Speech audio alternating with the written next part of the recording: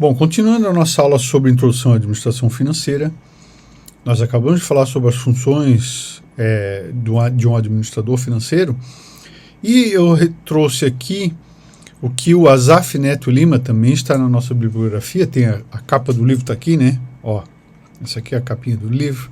O que ele fala a respeito das funções da administração financeira. Então ele divide as funções do administrador financeiro nas funções de planejamento financeiro, de controle financeiro, de administração de ativos e de administração de passivos.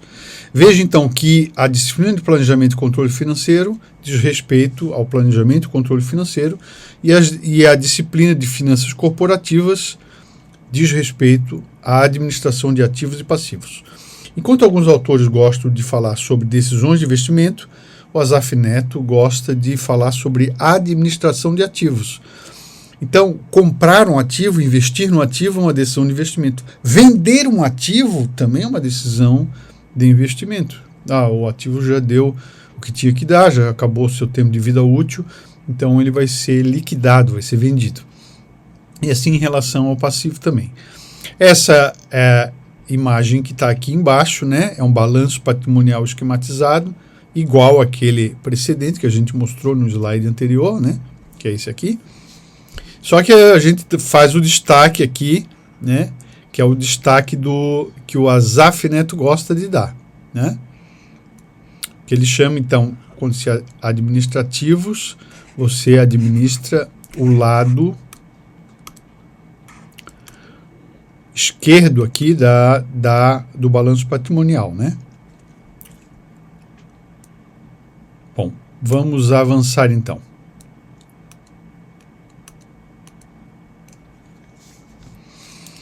Bom, o Asaf Neto, que também é um importante autor da área de administração financeira, ele também gosta os outros autores também, mas ele trouxe uma imagem que nos interessa, que ele envolve o risco na decisão financeira, né?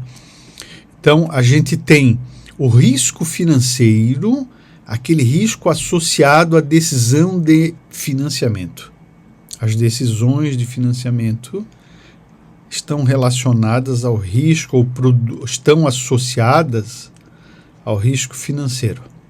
Então, quando a empresa pega recursos de terceiros, como por exemplo um empréstimo bancário, existe um risco financeiro da empresa não ser capaz de pagar aquele empréstimo bancário, né? Porque existe um custo e uma devolução do principal, amortização de juros, que são obrigatórios para a empresa devolver, né? Se a empresa, por exemplo, pega recursos de capital próprio de sócios, né? Por exemplo, lança ações no mercado ou faz uma alteração do contrato social da empresa para ter mais sócio, existe um risco menor, porque se a empresa não tem resultado, não há distribuição de lucro, portanto a empresa fica livre, né, de sofrer uma obrigação de retribuir sobre o resultado que ela não teve, ela não é obrigada a retribuir. Mas, em compensação, quando a empresa dá lucro, os sócios, obviamente, eles avançam com mais voracidade naquele resultado. Situação que não é tão comum assim quando a empresa tem que retribuir o empréstimo que ela contratou do banco. É aquilo que está contratado, uma taxa de juros mais a correção monetária. E o Asaf Neto também diz que, relacionado às decisões de investimento, você tem um tal risco econômico, que é o risco daquele investimento não dar o retorno que eu espero.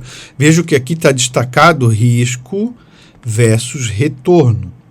Na disciplina de finanças corporativa, este tema é uma unidade específica, será trabalhado e explicado à frente. Então, a decisão de investimento precisa considerar o risco associado àquela decisão e o retorno esperado, né? Então, tem opções de investimento em que o risco é muito alto, então o retorno também tem que ser alto. E tem decisões de investimento que o risco é mais baixo, então o retorno pode ser baixo. Ou seja, na decisão que um administrador financeiro tem que tomar de investimento, ele precisa considerar risco e retorno. Que risco é esse? Risco econômico. Na decisão de financiamento, o administrador financeiro tem que considerar o risco financeiro. que é o risco da empresa ser incapaz de pagar pelos custos associados aos empréstimos e retribuir os sócios adequadamente em função do risco que eles correm quando investem na empresa. O sócio, quando investe em empresa, corre risco, claro. Todo negócio tem um risco associado a ele. Também é assunto da disciplina de finanças corporativas, que você, do 6º termo, vai estudar logo mais. Bom, a administração financeira é uma disciplina que tem íntima relação com algumas ciências que a gente estuda no curso. Então, tem uma relação muito íntima com economia e contabilidade. A maioria dos autores traz essa ênfase, essa perspectiva. Então, por quê? A economia é uma ciência que trabalha informações normalmente que estão fora da empresa. Como? Estão escritas aqui, né? Como informações como o quê? Como taxas de juro da economia, como taxas de juro praticadas pelo mercado, taxa de inadimplência, como situação e perspectiva do mercado consumidor, do mercado fornecedor. Então, o mercado fornecedor está com alguma intercorrência, por exemplo, o petróleo está subindo de preço, a minha empresa ela usa petróleo ou derivado de petróleo na minha produção, todo mundo usa, né? Para vender veículo e tal, mas algumas são mais sensíveis, algumas usam mais petróleo, fonte básica de insumo, né? Então, essa informação é mais apreciada, trabalhada pelo pessoal que estuda economia, né? O círculo de renda, mercado consumidor, mercado fornecedor, fatores de produção, enfim. A economia é uma ciência que produz informações, oferece informações muito importantes para a qualidade da decisão financeira que o administrador vai tomar. A outra ciência que produz informações muito importantes é a ciência contábil, a contabilidade. A contabilidade já é mais preocupada com as informações que são geradas internamente na empresa, como, por exemplo, a evolução da composição patrimonial. A empresa tem mais dívida ou tem mais capital de terceiros? Como que ela vem se comportando ao longo do tempo? Vem aumentando as dívidas, diminuindo as dívidas? Como a empresa é em relação à sua eficiência de produzir resultados operacionais? Qual é o nível de lucro da empresa? Qual é a margem de lucro operacional? Essa margem operacional é compatível com o mercado? Ela está próxima lá ao lucro presumido das empresas comerciais, das empresas industriais? Está muito abaixo, está muito acima? A contabilidade tem informações contábeis de receita, de custos e despesas que permitem essa aferição, essa medição da margem operacional. Margem operacional é um indicador que o pessoal que estuda planejamento e controle financeiro vai estudar logo, com o professor Oswaldo. Os dados de custos, de despesas, de investimento são planilhados, são inseridos num sistema de informações pela contabilidade e são ofertados em relatórios para que o administrador financeiro use aquelas informações para tomar decisão. Por exemplo, estoque em demasia não é uma decisão ideal, né? O ideal é o estoque num tamanho ideal, não o estoque em demasia. O estoque em demasia e excesso gera custos, custo de oportunidade, custo de manutenção, custo de aluguel às vezes, né? Então, a boa prática diz que a gente tem que minimizar esse nível de estoque. Quem produz a informação para o administrador financeiro ver se tem muito ou pouco estoque? O balanço patrimonial tem ali o valor dos estoques. Ah, professor, mas não tem as quantidades. Não, é verdade, tem um setor específico que cuida das quantidades, né? Mas o administrador financeiro vai olhar o balanço patrimonial, as informações contábeis. Quanto que tem de saldo estocado? Tem muito estoque em relação ao que a gente consome mensalmente ou anualmente. Vou indicar um trabalho, né? Normalmente isso é o pessoal da controladoria que faz. Vou indicar um trabalho. Controladoria é uma área de finanças, você vai estudar. Vamos indicar o pessoal de compras que ele tem que diminuir um pouco esse estoque, esse nível de estocagem está muito alto. Aí chega o cara de estocagem e diz, não, mas a gente tem um cenário ruim aí do petróleo, os preços estão subindo, a gente fez um estoque um pouco maior em razão desse risco. Opa, é uma explicação para se ter um estoque um pouco maior e assim por diante. Então a economia e a contabilidade são ciências assim que são muito relacionadas à administração financeira. Mas tem outras ciências que a gente estuda no curso que são muito importantes.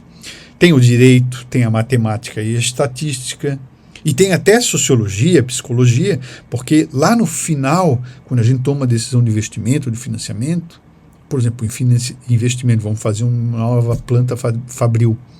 Nós vamos pensar se aquilo polui o meio ambiente, se fomenta a contratação de pessoal ou não, se o trabalho é muito insalubre ou não. Essas coisas vão acabar entrando na decisão, né? Os aspectos psicológicos, sociológicos, né? Com menor grau, é verdade. Agora, matemática, estatística, muita informação importante. Por exemplo, você vai estudar em risco e retorno com o professor, que uma medida de risco importantíssima é desvio padrão. Você estudou já em matemática e em estatística, né? Pois vai usar o desvio padrão na disciplina do professor Oswaldo, de finanças corporativas.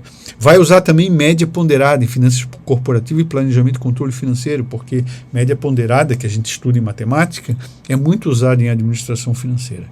E outra, vai usar juros, né? Juros compostos, juros simples, você estudou em matemática, para decisão de investimento e de financiamento, é essencial compreender o valor do dinheiro no tempo. Todo livro de finanças, de administração financeira, tem um capítulo lá, valor do dinheiro no tempo, né? Decisão de maximizar o valor da empresa. E isso envolve conhecimentos de taxas de juros, né? Que, aliás, é um assunto que a economia gosta de tratar, né? Taxa de juros, taxa básica da economia, acaba influenciando nas decisões financeiras em geral. E aqui também nós vamos falar um pouquinho sobre a relação com o direito e a administração financeira.